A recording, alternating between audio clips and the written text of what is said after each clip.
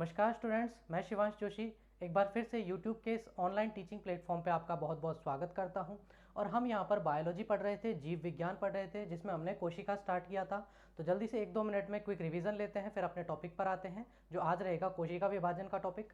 Okay, तो देखिए, जीव विज्ञान के बारे में हमने जाना। सबसे पहले तो ये किसकी शाखा है? विज्ञान की। तो विज्ञान की हमने परिभाषा बनाई कि तथ्यों पर आधारित, प्रयोगों द्वारा सत्यापित और प्रकृति द्वारा प्रदत्त ज्ञान का सुव्यवस्थित और क्रमबद्ध अध्ययन ही विज्ञान कहलाता है।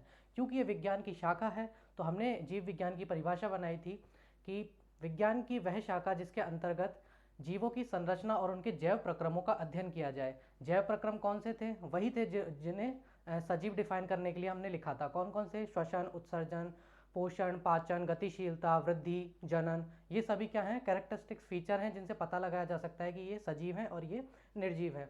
इसके अलावा हमने बात करी थी विज्ञान, ये जो जीव विज्ञान है ये दो शब्दों से मिलकर के बना है, बायोस और लोगोस। बायोस का अर्थ हमने बताया था लाइफ, और लोगोस का अर्थ था स्टडी, अध्ययन। इसके अलावा दो ब्रांच थी जीव विज्ञान की, जूलॉजी और बॉटनी। जूलॉजी की बात करें तो फादर ऑफ जूलॉजी थे अरस्तु, और बॉटनी के फादर ऑफ बॉटनी है थियोफ्रेस्टस। इतना हमने पढ़ा। उसके बाद हमने सेल, कोशिका स्टार्ट किया था। कोशिका में हमने कुछ एक फैक्ट्स देखे। तो सबसे पहला तो यही था कि कोशिका की खोज करने का श्रेय जो है वो रॉबर्ट हुक को दिया जाता है, और इन्होंने कॉर्क की मृत कोशिकाओं के अंदर कुछ चैम्बर्स बने देखे जिनको इन्होंने बाद में सेल बोला। ओके, इसके बाद जीवित कोशिका की खोज करी थी एंटोनी वॉन ल्यूवेनहॉक ने। कोशिका सिद्धांत, जो कि मेन टॉपिक रहेगा आपके पूरा, ये कोशिका सिद्धांत दिया था स्लाइडेन और स्वान ने। कोशिका की परिभाषा हमने बोली कि सजीवों की संरचनात्मक सबसे छोटी संरचनात्मक और क्रियात्मक इकाई कोशिका है। इसके अलावा हमने कोशिका में कुछ कोशिकांग देखे। कोशिकांगों की मैं बात कर लूँ तो हमने कोशिका झिल्ली देखी जो अर्धपारगम्य थी, प्रोटीन और लिपिड की बनी हुई थी, बाहरी आवरण बना रही थी, कोशिकांग सारे उसी में पाए जा रहे थे, पतली थैली नुमा थी। अर्धपारगम्य मैंने बोला तो इसमें कार्बन डाइऑक्साइड, ब्लड, हीमोग्लोबिन, इस तरह के कुछ एक चुने हुए पदार्थ अंदर जा सकते थे और बाहर आ सकते थे। इसके बाद हमने कोशिका भित्ति देखा जो कि सिर्फ पादपों में पाई जाती है। एक्स्ट्रा प्रोटेक्शन लेयर थी, सेल्यूलोज की बनी होती है। ओके, थिक लेयर होती है। इसके बाद देखिए हमने देखा केंद्रक। तो केंद्रक में हमने देखा कि कोशिका विभाजन में सबसे महत्वपूर्ण भूमिका निभाता है। इसके अंदर केंद्रिका, गुणसूत्र, डीएनए, जीन पाए जाते हैं। इसे कोशिका का मस्तिष्क, ब्रेन ऑफ सेल भी कहा जाता है। ओके, ये सारी चीज़ें हमने देखी। केंद्रक जो है धौरी झिल्ली का बना होता है, ये भी हमने देखा। माइटोकॉन्ड्रिया की मैं बात कर लूँ तो माइटोकॉन्ड्रिया कोशिका का शक्ति ग्रह मैंने बताया, ऊर्जा निर्माण करता है श्वसन के माध्यम से, क्रेब्स चक्र में अड़तीस एटीपी बनाता है, उससे ग्लूकोज का निर्माण होता है, और ग्लूकोज का फर्दर ग्लाइकोलाइसिस से सरल अणु जो कि जंतु और पादप के द्वारा ग्रहण किया जाए 2 अणु पायरुविक एसिड के बनाता है। इसकी बाहरी परत जो इसकी जो आंतरिक परत है वो क्रिस्टी कहलाती है। इसके अलावा जो है ये जो है कोशिका मतलब क्या बनाता है? ये ऊर्जा बनाता है, माइटोकॉन्ड्रिया, है ना। ओके, और दूसरा ये जूते की सोल के आकार का होता है। ओके, कैसा होता है? जूते की सोल जैसा। इसके बाद हमने देखा गोल्जी बॉडी। गोल्जी का है जो कि क्या कर रही थी? ऊर्जा परिवहन का काम कर रही थी। माइटोकॉन्ड्रिया जो ऊर्जा बना रही थी उसको शरीर के पूरे भागों में पहुंचा रही थी। ठीक है, परतदार संरचना थी। परतें जो थी उनको कुंडिकाएं बोला गया था। इतना हमने पढ़ा। गोल्जी बॉडी के बाद मैं बात कर लूँ लाइसोसोम। लाइसोसोम क्या था?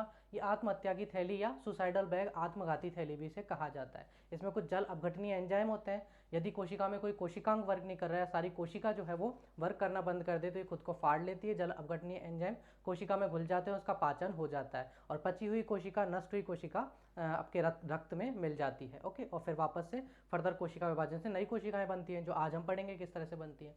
ओके, चलिए, लाइसोसोम के बाद हमने देखा एंडोप्लाज्मिक रेटिकुलम, अंतःप्रद्रव्य जालिका। अंतःप्रद्रव्य जालिका क्या थी? कोशिका को पिचकने से बचा रही थी और आंतरिक कंकाल बना रही थी। ठीक है, आंतरिक ढांचा निर्माण कर रही थी कोशिका का। प्रोटीन संश्लेषण का काम कर रही थी। 2 प्रकार की थी, खुरदरी और चिकनी। चिकनी की मैं बात करूँ तो वसा और लिपिड बनाती है, और खुरदरी प्रोटीन संश्लेषण का कार्य करती है। राइबोसोम की मैं बात करूँ तो ये एक सपोर्टिंग, मैं बोलूँ सपोर्ट करने वाला है एंडोप्लाज्मिक रेटिकुलम को प्रोटीन संश्लेषण के लिए। 2 प्रकार का था, 70S और 80S।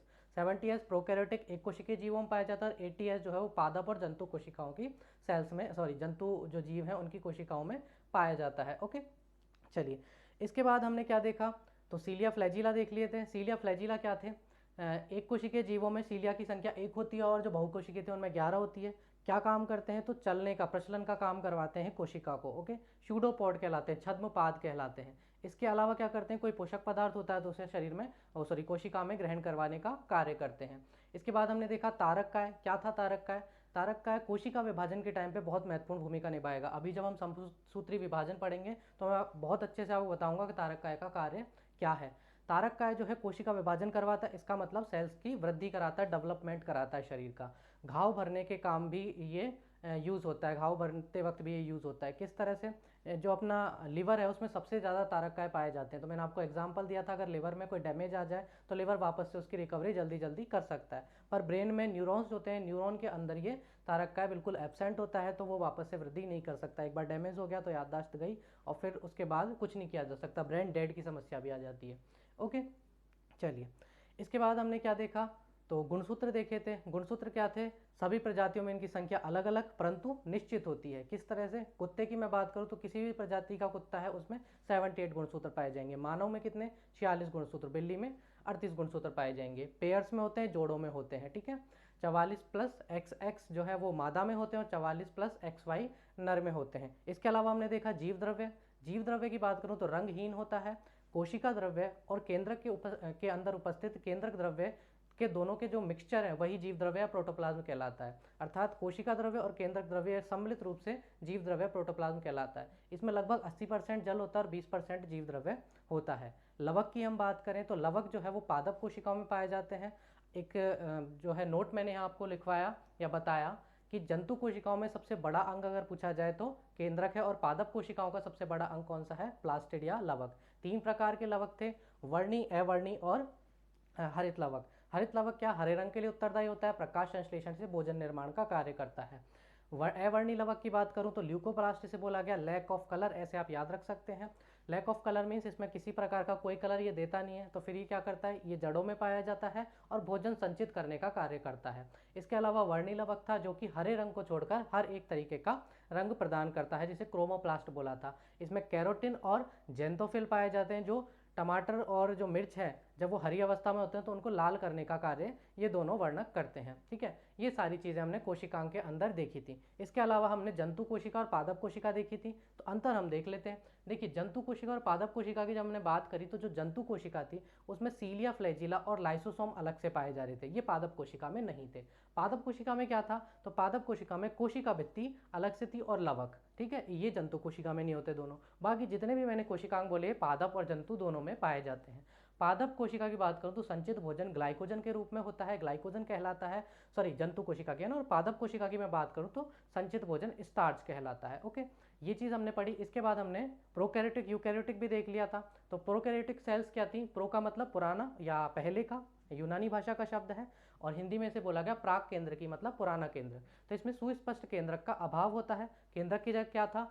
केंद्रक जैसी स्ट्रक्चर थी, एक स्थान था, एक क्षेत्र था जिसमें आनुवंशिक पदार्थ भरा हुआ था, जिसे हमने बोला था न्यूक्लियोइड। ओके, इसकी साइज की बात करें तो 0.1 से 0.5 माइक्रोमीटर थी। इसका मतलब ये एक कोशिकीय जीव है। ओके, इस तरह से हमने क्या है, प्रोकैरियोटिक सेल्स देखी थी।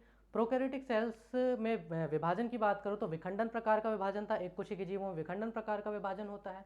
यूकैरियोटिक सेल्स की मैं बात करूं तो सारे जितने भी कोशिकांग सब पाए जाते हैं, परंतु प्रोकैरियोटिक सेल्स में ये सारे नहीं पाए जाते हैं। हाँ, एक चीज़ आप याद रखें कि प्रोकैरियोटिक सेल्स में राइबोसोम 70S प्रकार का होता है, पूछा गया है, याद रखिएगा।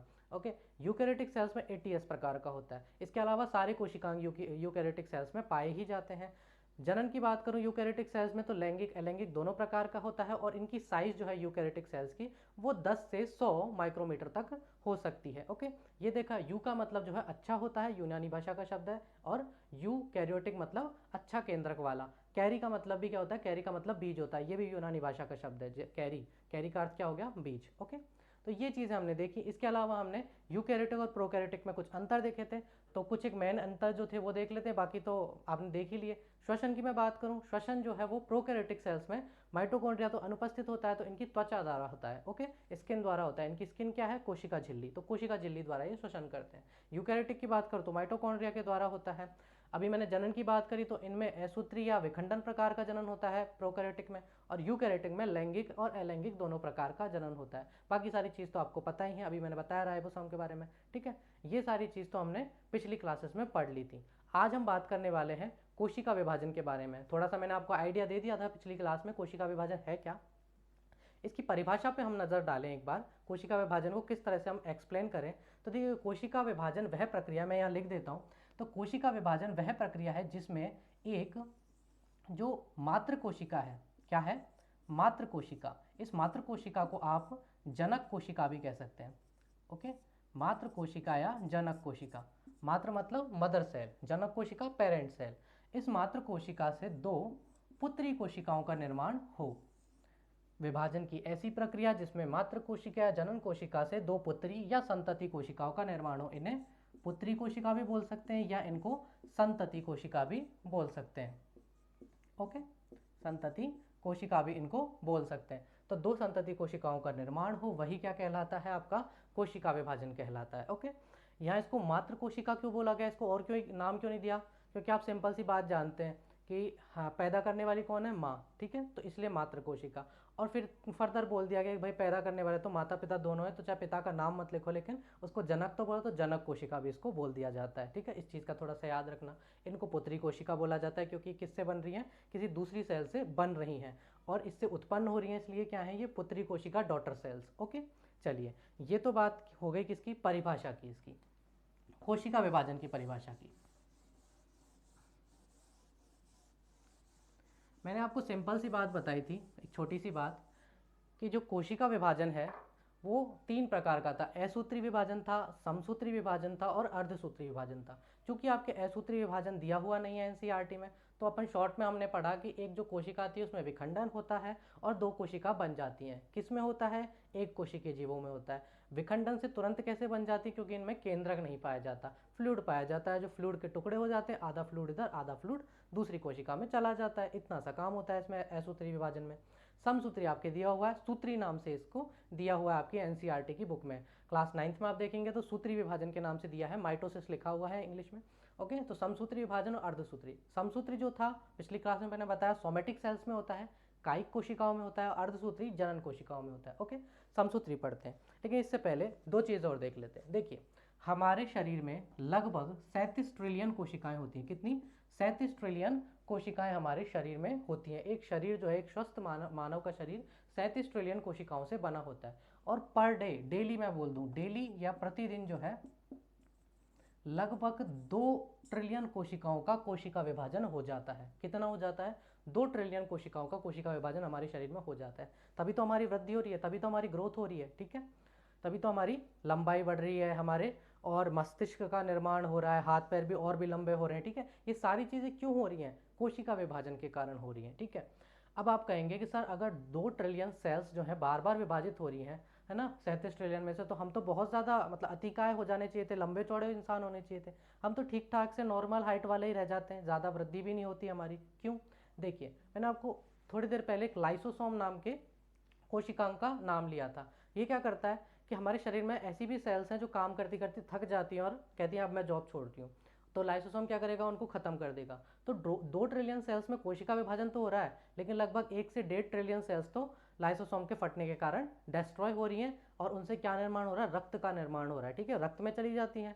जीव द्रव्य जो था कोशिका का वो खत्म, जल अपघटनीय एंजाइम के कारण वो जो जल था वो पूरा किस में चला गया, अब रक्त में चला गया, तो रक्त का निर्माण कर रही है। इसका मतलब 2 ट्रिलियन सेल्स में से लगभग 500 बिलियन के आसपास की सेल्स आप मान लीजिए, ये सेल्स ही क्या करती हैं, आपकी वृद्धि का कारण बनती हैं। ओके, और अगर मान लीजिए 37 ट्रिलियन सेल्स पूरी की पूरी डिवाइड होकर के और कोशिका विभाजन करने लग जाए, तो आपकी हाइट जो है वो डबल होने लग जाएगी। आज 5 फीट है और अगले दिन 10 फीट हो जाएगी। ऐसा नहीं होता, क्यों नहीं होता, क्योंकि लाइसोसोम भी वर्क करता है हमारे अंदर और साथ में कोशिका विभाजन भी वर्क करता है। ओके, लिखना चाहे तो लिख सकते हैं कि मानव शरीर में जो है, पूछ लिया गया था ये, कि मानव शरीर में जो है लगभग 37 ट्रिलियन सेल्स होती हैं। ओके, और डेली सेल डिवीजन जो है वो 2 ट्रिलियन सेल्स का होता है। ओके, यहां तक लिख लीजिए। चलिए देखिए,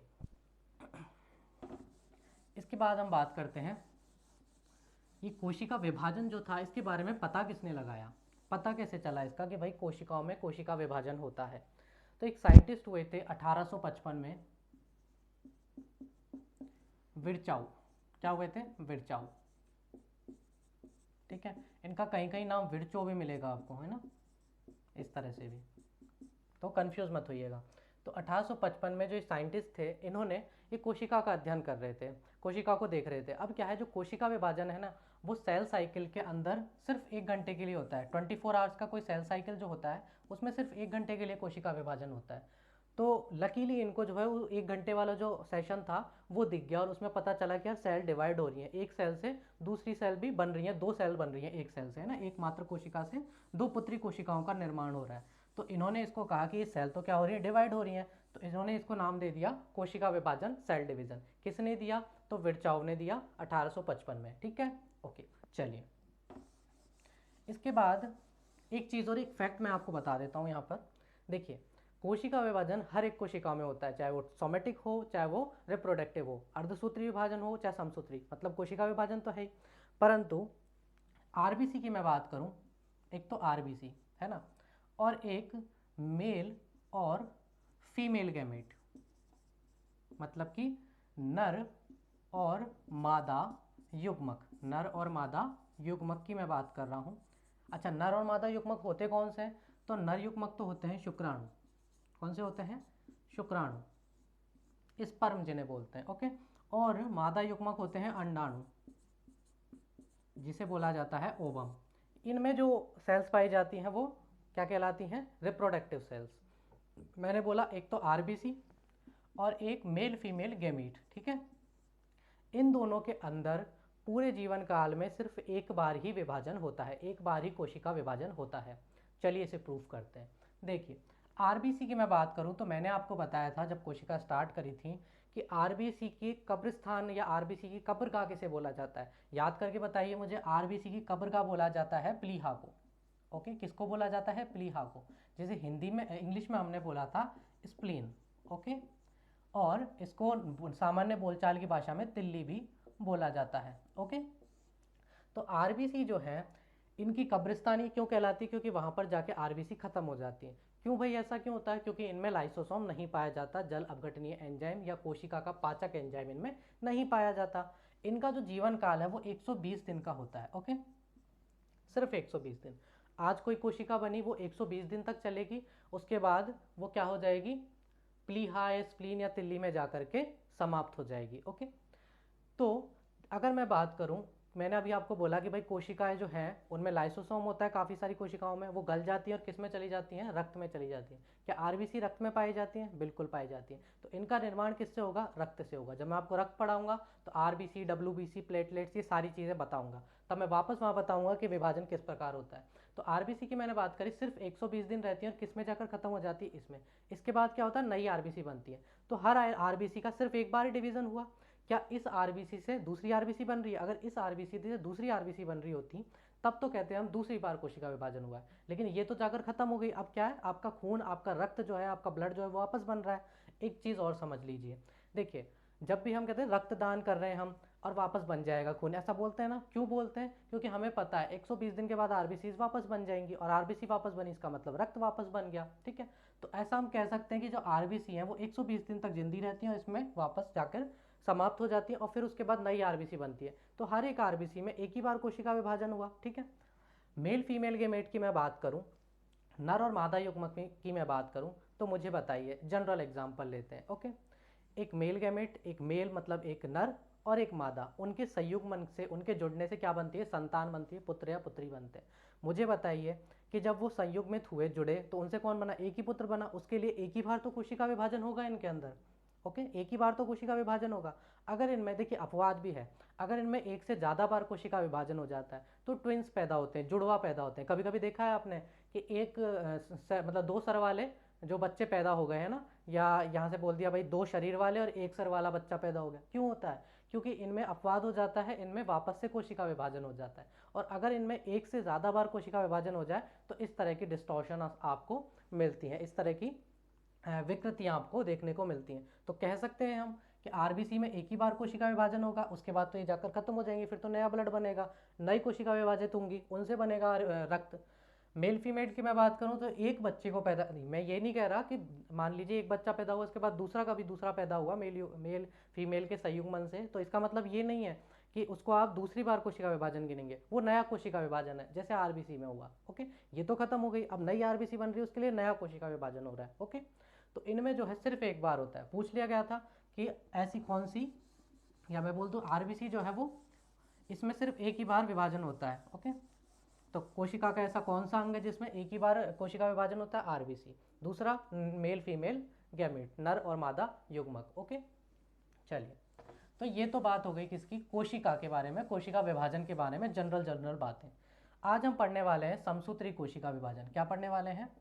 समसूत्री कोशिका विभाजन, या मैं बोल दूं जो आपके लिखा हुआ है एनसीईआरटी में, सूत्री कोशिका विभाजन। ओके, क्या लिखा हुआ है? सूत्री कोशिका विभाजन, जिसे बोला जाता है माइटोसिस। क्या बोला जाता है? माइटोसिस।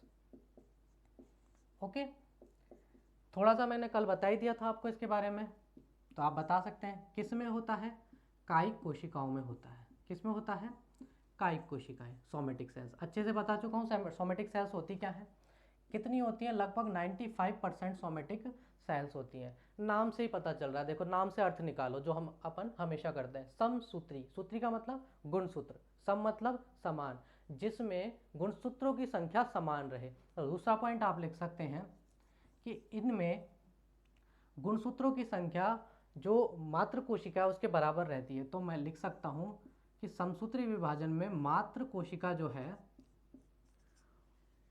उनके गुणसूत्रों की संख्या पुत्री कोशिका के बराबर होती है। ठीक है, उनके जो गुणसूत्र हैं उनकी संख्या, और मैं यहाँ लिख दूं बराबर लगा करके, और बराबर इस तरह से लगा देते हैं।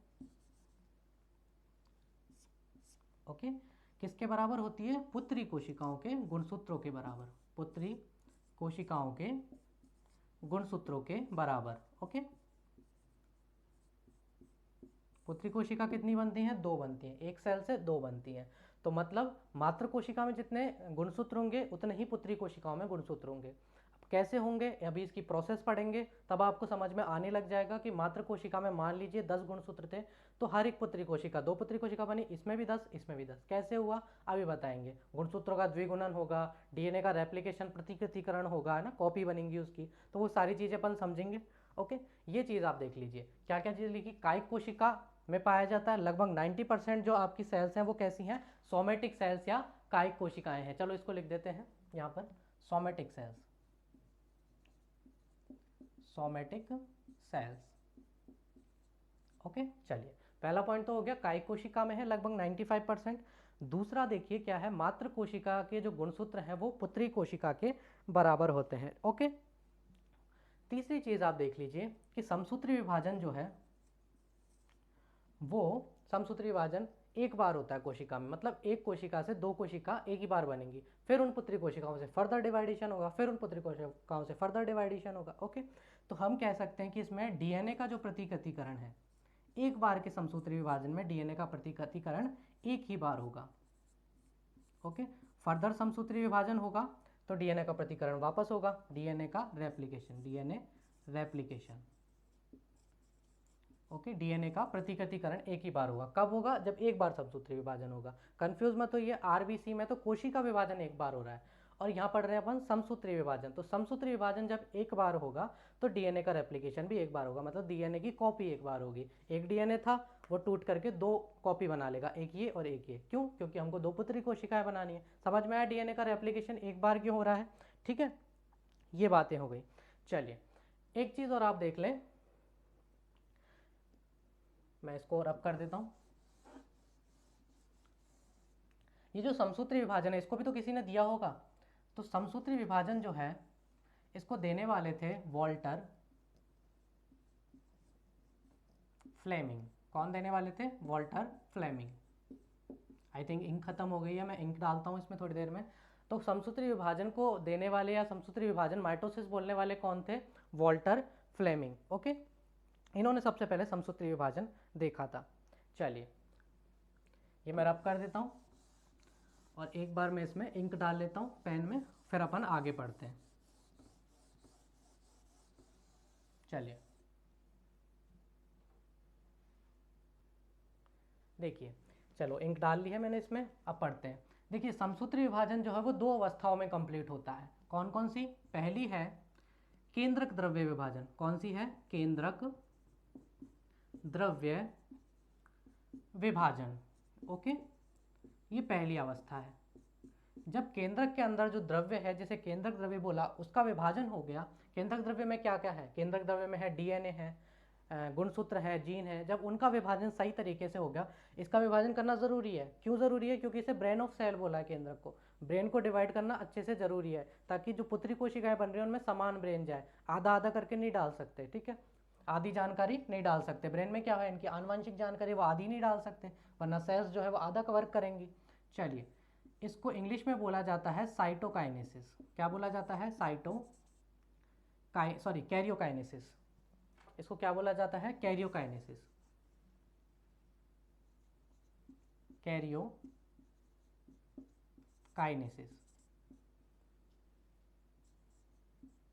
देखिए आप जो है केंद्रक द्रव्य विभाजन नाम याद रख ना रखें, आप कैरियोकाइनेसिस याद रखें। पूछा कैरियोकाइनेसिस ही जाएगा, हिंदी में लिख कर ही नहीं दिया जाता। ओके, मैंने इसीलिए इसको इंग्लिश में नहीं लिखा, इस तरह से आपको हिंदी में भी इस तरह से मिलेगा, कैरियोकाइनेसिस। दूसरा होता है कोशिका द्रव्य विभाजन। क्या है? कोशिका द्रव्य विभाजन। ओके, जब केंद्रक सही तरीके से डिवाइड हो गया, विभाजित हो गया, तो अब क्या बचा कोशिका में? अब बचा कोशिका में कोशिका द्रव्य। तो कोशिका द्रव्य को अलग अलग विभाजित कर दिया। बाकी माइटोकॉन्ड्रिया, गोल्जी बॉडी, ये तो बन जाते हैं, ये तो दो दो तीन तीन होते ही हैं पहले से। तो आधे इसमें चले जाए तो वापस से उसमें और बन जाएंगी माइटोकॉन्ड्रिया। तो ठीक है, ऊतक को मैं बताऊंगा कि किस तरह से और बन जाते हैं। ठीक है, जब हम पढ़ेंगे सहायक ऊतक, जब पढ़ेंगे पैरेन्काइमा और ये, तो उसमें मैं बताऊंगा आपको किस तरह से और भी माइटोकॉन्ड्रिया बन जाते हैं। इसको बोला जाता है साइटोकाइनेसिस। इसको क्या बोला जाता है? साइटोकाइनेसिस। साइटोकाइनेसिस।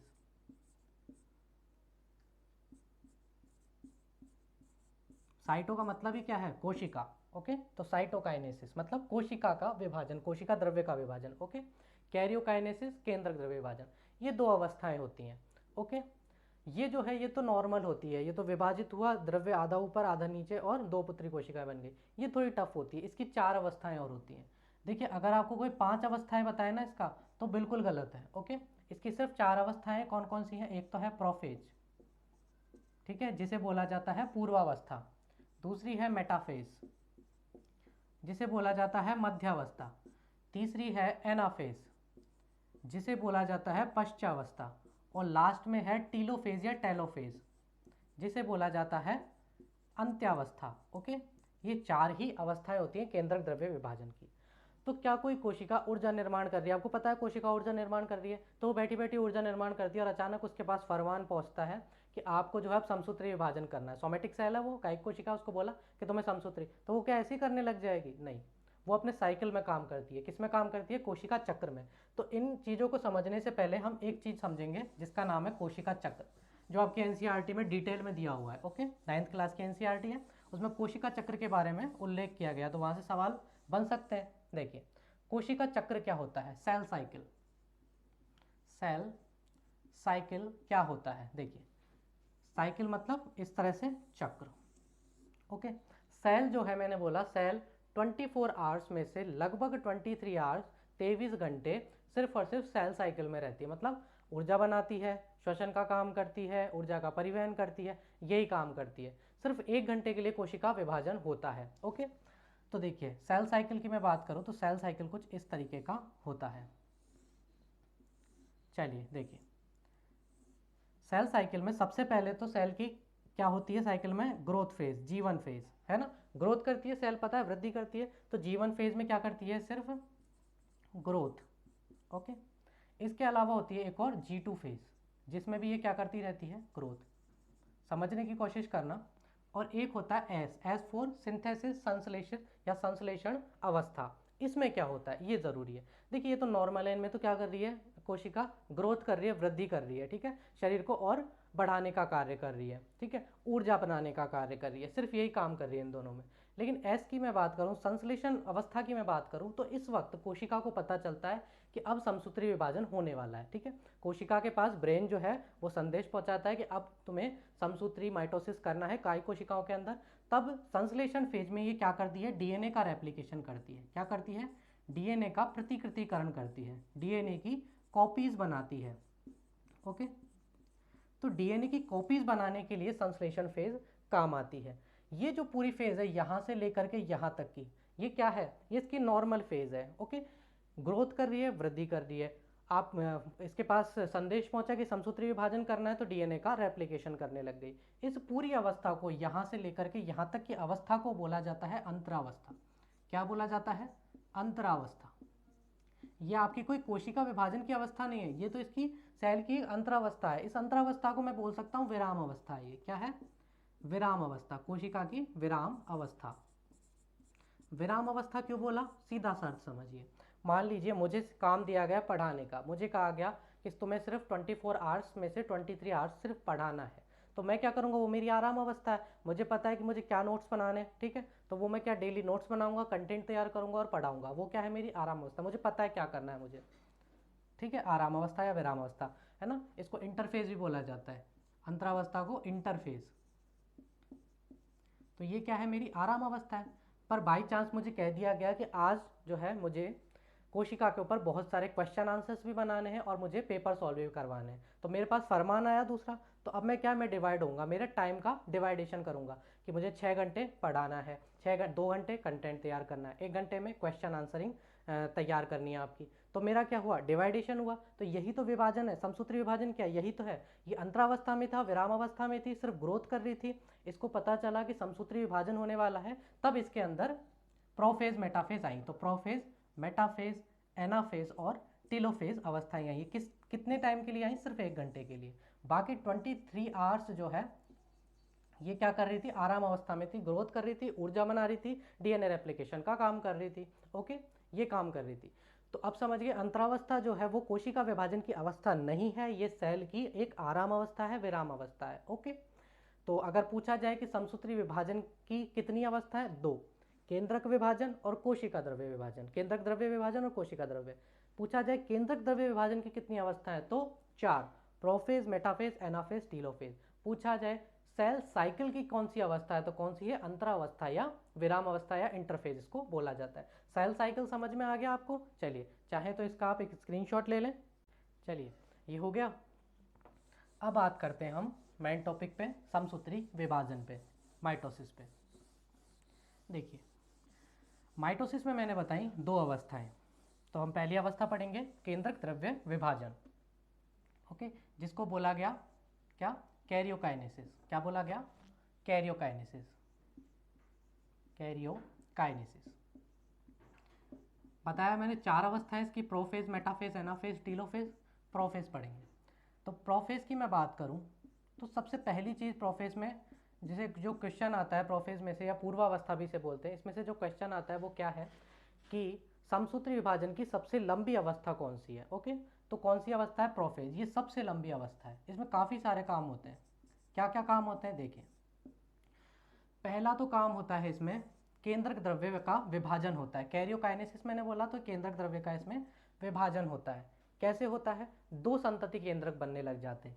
एक ही क्या है, कोशिका है, इस कोशिका के अंदर ही 2 संतति केंद्रक बनने लग जाते हैं, बने नहीं है अभी। ओके, मैंने आपसे बात करी, ये तो कोशिका हो गई। अब हम केंद्रक को ले लेते हैं बाहर, क्योंकि क्या पढ़ रहे हैं, कैरियोकाइनेसिस पढ़ रहे हैं। तो जो ये केंद्रक है, इसके अंदर मैंने क्या क्या बताया था, केंद्रक झिल्ली है, ये झिल्ली बाहर की जो है ये केंद्रक झिल्ली है, दोहरे आवरण की बनी होती है, केंद्रिका है, गुणसूत्र है, गुणसूत्रों के ऊपर जीन है, डीएनए है, ये सारी चीज़ें हैं। तो जब प्रोफेज स्टार्ट होती है तो ये जो झिल्ली है ना, ये अदृश्य हो जाती है। ये क्या हो जाती है, अदृश्य। मतलब कि कोशिका के अंदर, ये कोशिका है, इस कोशिका के अंदर जो केंद्रक था, इस कोशिका के अंदर जो केंद्रक था उसमें से ये केंद्रक झिल्ली हो गई अदृश्य, दिखाई देना बंद हो गई। मतलब कि सारे के सारे केंद्रक के जो एलिमेंट थे वो कहाँ आ गए, कोशिका में आ गए। कौन कौन, डीएनए आ गया, ओके, गुणसूत्र आ गए, गुणसूत्रों के ऊपर जीन आ गए, और साथ में जो केंद्रिका थी, जो केंद्रक के अंदर केंद्रिका थी, वो भी विलुप्त हो जाती है, अदृश्य हो जाती है। पहला काम तो ये होता है प्रोफेज में। इसके बाद क्या होता है, डीएनए का रेप्लिकेशन जो हुआ है वो लगातार होता रहता है, मतलब कि और प्रतिकरण होता है, प्रतिकृतिकरण होता रहता है। ठीक है, अंतरावस्था से स्टार्ट हो गया था, यहाँ तक प्रतिकृतिकरण होता रहता है। ठीक है, डीएनए की कॉपीज बनती रहती हैं। दूसरा, गुणसूत्र जो है वो नग्न आंखों से या जो माइक्रोस्कोपिक जो माइक्रोस्कोप है उससे नहीं दिखाई देते उस वक्त, लेकिन जब प्रोफेज स्टार्ट होती है तो गुणसूत्र स्पष्ट रूप से दिखाई देने लग जाते हैं। तो मैंने क्या क्या बोला कि एक तो केंद्रक झिल्ली जो है, केंद्रक झिल्ली जो है और केंद्रिका, ये हो जाते हैं अदृश्य। और अब केंद्रक के अंदर के जो सारे एलिमेंट हैं वो कोशिका के अंदर दिखाई देने लगते हैं। दूसरा, गुणसूत्र जो है वो स्पष्ट रूप से दिखाई देने लग जाते हैं, ये प्रॉपरली विजिबल होने लग जाते हैं। डीएनए का रेप्लिकेशन होने लग जाता है, डीएनए का प्रतिकृतिकरण होने लग जाता है। ओके, रेप्लिकेशन होने लग जाता है। ओके, चलिए, ये सारी चीज़ें किस में हुई? समसूत्रीय विभाजन के प्रोफेज अवस्था या पूर्वावस्था में, इसको प्रोफेज या पूर्वावस्था भी बोला जाता है। इसके अलावा क्या होता है? इसके अलावा याद कीजिए, मैंने तारक काय जब पढ़ाया था, मैंने क्या बोला था? कोशिका विभाजन में सबसे महत्वपूर्ण भूमिका निभाते हैं। जब तारक काय को पता चलता है कि केंद्रक झिल्ली हो गई समाप्त, जब तारक काय को पता चलता है केंद्रिका हो गई अदृश्य, तो जो ये इसमें कोशिका में पड़े हुए जो ये गुणसूत्र है ना, इसको पता लग जाता है ये बाहर आ गए। तो तारक काय जो ऐसे पड़े रहते हैं ना, वो कहाँ आने लग जाते हैं? ध्रुवों पर आने लग जाते हैं। ओके, ये कहाँ आने लग जाते हैं? ध्रुवों पर आने लग जाते हैं, और इनसे स्पिंडल फाइबर्स या तरकु तंतु निकलने लग जाते हैं। ओके, इनको पता चल गया केंद्रक हो गया नष्ट, इसमें जो गुणसूत्र थे वो आ गए बाहर, कोशिका में आ गए, अब केंद्रक से बाहर निकल के। तो ये जो स्पिंडल फाइबर्स हैं ये क्या करते हैं? इन गुणसूत्रों को क्या करते हैं?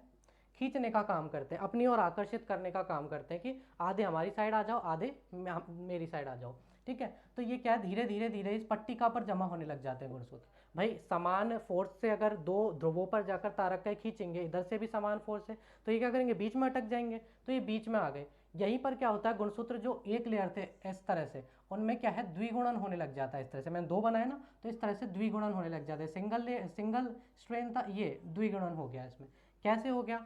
देखो, आपने दो मुँहे बाल सुने, एक बाल जो होता है बाल के समान ही होते हैं, उनमें क्या होता है? दो मुंह निकल जाते हैं ना, तो इनमें भी इस तरह का ही प्रोसेस होती है। जब इनको पता चलता है कि तरकु तंतु हमें खींच रहे हैं, तो एक जो गुणसूत्र है उसमें से मुंह निकलने लग जाते हैं। इसी तरह से दो मुंह निकलने लग जाते हैं, दो मुंहा गुणसूत्र हो जाता है। इस दो मुहे गुणसूत्र को क्या बोला जाता है? द्विगुणित गुणसूत्र। तो ये द्विगुणित गुणसूत्र जो है कहाँ? पट्टिका पर आने लग जाते हैं, यहाँ पर आने लग जाते हैं। ओके, तो ये क्या है? अपनी प्रोफेज अवस्था, चाहे इसका स्क्रीनशॉट ले लें। चलिए, ये समझ में आया, ये थी आपकी प्रोफेज या पूर्वावस्था। क्या क्या हुआ इसमें? लंबी है, सबसे लंबी प्रोसेस है।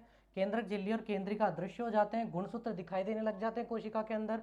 केंद्रक झिल्ली अदृश्य हो गई, मतलब केंद्रक के सारे एलिमेंट कोशिका में आ गए। कौन कौन थे? गुणसूत्र और डीएनए। डीएनए का रेप्लिकेशन चलता रहता है, ठीक है, प्रतिकृतिकरण चलता रहता है, और गुणसूत्र जो है वो द्विगुणित हो जाते हैं, मतलब दो मुहे हो जाते हैं। ओके, और तरकु तंतु जो है या तरकु तंतु क्या, तारक केंद्र से निकलने वाले तरकु तंतु, स्पिंडल फाइबर्स है ना, ये क्या है? इनको अपनी ओर आकर्षित करने लग जाते हैं। ये चीज़ हो गई। ओके, दूसरी अवस्था जो है इसकी वो है मेटाफेज। क्या है दूसरी अवस्था? मेटाफेज। मेटाफेज में क्या होता है? मेटाफेज को हिंदी में बोला जाता है मध्यावस्था। मध्यावस्था से याद रखिए, गुणसूत्र जो है इस कोशिका के मध्य में जमा होने लग जाते हैं। ये जो मध्य पट्टिका बनी है ना, इस पर पूरी तरह से जमा हो जाते हैं। ये यहाँ पर ये जमा हो गए अच्छे से, और ये तरकु तंतु अब इनको खींच ही रहे हैं। ठीक है, ये क्या कर रहे हैं? स्पिंडल फाइबर्स इनको खींच रहे हैं इस तरह से। ओके, ये खींच रहे हैं, तो ये बीच में जमा होने लग जाते हैं। मध्यावस्था, मेटाफेज का मतलब गुणसूत्र मध्य पट्टिका पर जमा होने लग जाते हैं। इतनी सी मध्यावस्था है आपकी। ओके, एकत्र होने लग जाते हैं, और ये जो है तरकु तंतु इनको खींचने लग जाते हैं। मध्यावस्था यही है, इनको मतलब तीव्र गति से खींचते हैं। अब देखिए इसमें एक चीज़ चेंज क्या आती है, इसमें चीज़ चेंज ये आ जाती है कि जो पट्टिका पर व्यवस्थित हुए हैं ना, ये इनके आकर्षण के कारण थोड़े तिरछे हो जाते हैं, मतलब कि इस तरह से आकर्षित हो रहे हैं, और ये थोड़ा सा इस तरह से नीचे की साइड, ये इस तरह से ऊपर की साइड, ये नीचे की साइड, ये इस तरह से ऊपर की साइड, ये नीचे की साइड, तो आकर्षित हो रहे हैं गुणसूत्र। बस यही क्या है आपकी मेटाफेज, इतनी सी अवस्था है। क्या है? गुणसूत्र जो है वो कोशिका की पट्टिका पर या मध्य पट्टिका पर जमा होने लग जाते हैं, मध्य में जमा होने लग जाते हैं गुणसूत्र, और तरकु तंतुओं द्वारा खिंचाव से इनमें डिस्टॉर्शन आने लग जाता है। तरकु तंतु किसके थे? तारक काय के। तरकु तंतु के कारण क्या आने लग जाता है? इनमें डिस्टॉर्शन आने लग जाता है, खिंचाव पैदा होने लग जाता है। ये है आपकी क्या, मेटाफेज। छोटी सी अवस्था है ना, प्रोफेज कितनी बड़ी थी, ये मेटाफेज है आपकी। ओके, चलिए इसके बाद आती है हमारी पश्चावस्था। ओके, पश्चावस्था मतलब एनाफेज, क्या बोलेंगे इसको, एनाफेज। एनाफेज में क्या होता है, एनाफेज भी छोटी सी है। एनाफेज में क्या होगा, ये जो मध्य पट्टिका पर जो गुणसूत्र जमा हुए ना, ये खिंच करके आधे, मैंने बोला द्विगुणित है, ऐसे इनमें दो मुँहे बाल बन गए, तो इनमें से जो है आधा तो गुणसूत्र जो है एकल सूत्रीय गुणसूत्र वो चला जाता है नीचे की साइड, और आधा ऊपर की साइड ध्रुवों पर चला जाता है। अच्छे से देख लेते हैं, ये कोशिका थी, इस कोशिका में ये कौन थे, तारक केंद्र, जिनसे स्पिंडल फाइबर तरकु तंतु निकल रहे थे। ये जो तरकु तंतु थे, ये तरकु तंतु इन जो मध्य पट्टिका पर जमे गुणसूत्र थे उनको खींच लेते हैं, इस तरह से, ये इस तरह से, ये लीजिए, ये गुणसूत्र आ गए। और गुणसूत्र कैसे, एक सूत्रीय गुणसूत्र आ गए, एक गुणित गुणसूत्र आ गए। ओके, द्विगुणित थे, बीच में से टूटे यहाँ से, और ये आ गए। मतलब जो क्रोमोसोम थे, पहले जब ये द्विगुणित थे तो इनको क्या बोला, क्रोमोसोम, मतलब गुणसूत्र। जब ये एक गुणित हो गए, आधा यहाँ से टूट गया और आधा इधर, आधा इधर, तो इसको बोला गया क्रोमेटिड। क्या बोल दिया आप इसको, क्रोमेटिड। ठीक है, तो कंफ्यूज मत होइएगा, क्रोमोसोम जब द्विगुणित और जब आधा टूटकर आ गया तो क्रोमेटिड। ओके, तो ये क्रोमेटिड जो है वो कहाँ चले जाने लग जाते हैं, ध्रुवों पर चले जाने लग जाते हैं। कहाँ आ गए, ये ध्रुवों पर आने लग जाते हैं। ओके, यहाँ पर आने लग जाते हैं। एनाफेज में इतना सही है। एनाफेज के बाद आती है टेलोफेज या अंत्यावस्था। ओके, चौथी कौन सी आती है, टीलोफेज या अंत्यावस्था। ये जो टीलोफेज है, इसमें ये जो सारे गुणसूत्र ध्रुवों पर पहुंच चुके हैं। अब क्या काम है, अब कोई काम नहीं है, गुणसूत्र जो है ध्रुवों पर पहुंच चुके हैं, ये ध्रुवों पर पहुंच गए। मान लीजिए ये ऊपर पहुंच गए 3, ये नीचे पहुंच गए, ये आपकी कोशिका है, ये ध्रुवों पर पहुंच चुके हैं तरकु तंतुओं के सहायता से। तो अब वापस से जो है इनके भी यहाँ के ऊपर केंद्रक झिल्ली का निर्माण होने लग जाता है। याद कीजिए, प्रोफेज जो थी, पूर्वावस्था जो थी, उसमें क्या हो रहा था, केंद्रक झिल्ली विलुप्त हो गई थी, केंद्रिका भी विलुप्त हो गई थी। अब वापस से इसमें केंद्रिका आ गई है और केंद्रक झिल्ली का भी निर्माण हो गया है। एक और केंद्रक झिल्ली का निर्माण हो गया है और एक और केंद्रक आ गया, सॉरी केंद्रिका आ गई। तो बताइए, दो केंद्रकों का निर्माण हुआ, किसके अंदर हुआ, कोशिका के अंदर। तो कैरियोकाइनेसिस क्या है, केंद्रक द्रव्य विभाजन, केंद्रक द्रव्य का विभाजन हुआ और एक केंद्रक से दो केंद्रक बन गए। ओके, तो ये टीलोफेज अवस्था समाप्त, कैरियोकाइनेसिस समाप्त, केंद्रक द्रव्य विभाजन समाप्त और दो केंद्रक हमें प्राप्त हो चुके। टीलोफेज में सिर्फ इतनी सी बात है। ओके, चलो ये तो हो गया क्या, कैरियोकाइनेसिस। इसको बने रहने, चलिए मैं वापस बना दूंगा। तो ये तो हो गया कैरियोकाइनेसिस। दूसरी अवस्था क्या थी समसूत्री विभाजन की, साइटोकाइनेसिस, कोशिका द्रव्य विभाजन। दूसरी क्या थी, साइटोकाइनेसिस। साइटोकाइनेसिस ही लिखेंगे, कोशिका द्रव्य विभाजन नहीं लिखेंगे, साइटोकाइनेसिस। अब ये जो साइटोकाइनेसिस है, इसका मतलब क्या है, कोशिका द्रव्य का विभाजन होगा।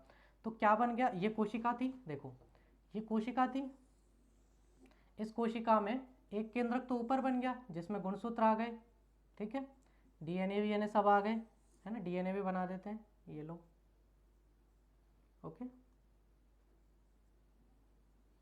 और ये गुणसूत्र इसमें आ गए, इसमें भी डीएनए आ गया। ओके, ये डीएनए आ गए। चलिए, और केंद्रिका भी आ गई इन सब में वापस से, और केंद्रक झिल्ली भी आपको दिख रही होगी, दोहरी परतदार। अब दोहरी तो बना नहीं सकते यहाँ पे, थोड़ा सा ऐसे इमेजिन कर लें, दोहरी परतदार, सॉरी दोहरी क्या आ गई, केंद्रक झिल्ली आ गई, दो बन गए। अब क्या है, साइटोकाइनेसिस में क्या होता है, सीधी सी अवस्था है। साइटोकाइनेसिस में यहाँ पर खांच बनने लग जाती है, कोशिका का जो कोशिका झिल्ली है उसमें खांच बनने लग जाती है। कोशिका झिल्ली में क्या बनने लग जाती है, इस तरह से खांच बनने लग जाती है।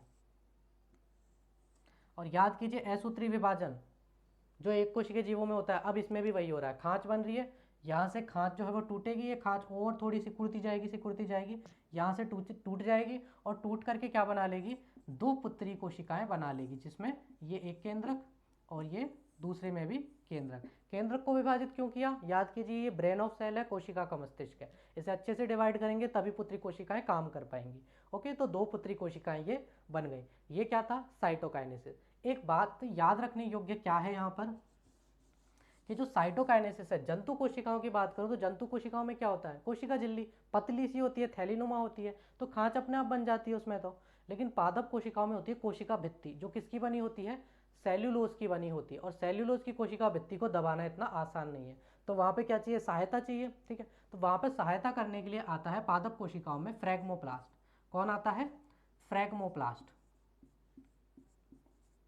और ये जो फ्रैगमोप्लास्ट है, ये देखो फ्रैगमोप्लास्ट से आप समझेंगे फ्रैगमेंट करने वाला एक लवक, फ्रैगमेंट करने वाला एक लवक आएगा जिसका नाम है फ्रैगमोप्लास्ट। ये क्या करेगा? उस कोशिका भित्ति, देखो कोशिका झिल्ली जो है पादप के अंदर वो तो अपने आप सिकुड़ जाएगी, पर जो एक मोटी कोशिका भित्ति है वो तो नहीं सिकुड़ेगी। तो इस कोशिका भित्ति को सिकुड़ने का काम कौन करेगा? ये फ्रैगमोप्लास्ट। ये इस तरह से इसको दबाएगा और ये इस कोशिका भित्ति को क्या है? सिकुड़ने पर मजबूर कर देगा। तो अगर आपसे पूछा जाए पादप कोशिका में समसूत्री विभाजन जो है वो किसके कारण होता है, या कोशिका में खांच किसके कारण बनती है पादप में? फ्रैगमोप्लास्ट के कारण। और जंतु में तो डायरेक्ट बनी जाती है, पतली सी तो है। तो ये था आपका आज समसूत्री विभाजन। उम्मीद करता हूँ आपको समझ में आया होगा। नेक्स्ट क्लास में हम देखेंगे अर्धसूत्री विभाजन, जो कि जनन कोशिकाओं में होता है। ओके, चलिए आज के लिए इतना ही। और अगर आपको वीडियोस अच्छी लग रही हैं तो आपका सपोर्ट ज़रूर दिखाएं, चैनल को सब्सक्राइब कर लें। और नोट्स आपको टेलीग्राम पे जैसे ही टॉपिक कवर होगा, पूरा ख़त्म होता है, मैं वहाँ अवेलेबल करा दूंगा। साथ ही इसके क्वेश्चन आंसर्स भी हम करेंगे। इस कोशिका विभाजन जितने क्वेश्चन बन सकते हैं वो सारे हम देखेंगे, है ना। और नोट्स आपको दे ही दिए जा रहे हैं। ओके, चलिए मिलते हैं नेक्स्ट वीडियो में। Thank you so much.